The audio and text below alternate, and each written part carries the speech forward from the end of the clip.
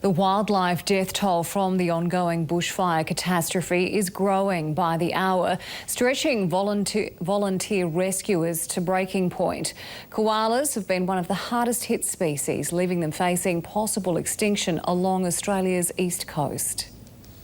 These pictures captivated the world. Lewis, a young male koala, a helpless victim of the ferocious bushfires tearing through his habitat near Port Macquarie, saved in a daring rescue. Today, his fight for life sadly ended as he succumbed to his wounds. Yet another casualty of this disaster. This weekend, the number that we've had has been quite devastating to see.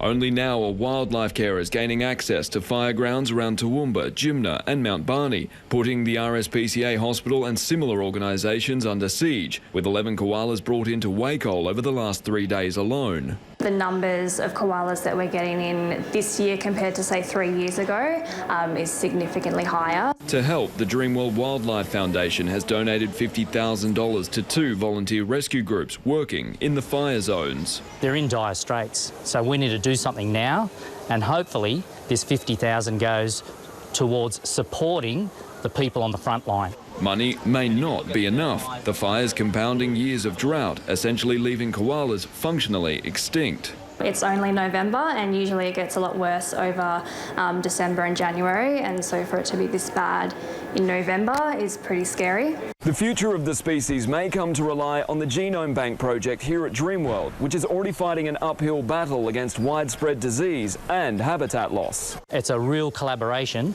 to make sure that these animals don't disappear on our watch. With summer yet to arrive, the numbers are only set to worsen in what could be the undoing of this native Aussie battler. Matthew Howard for 10 News First.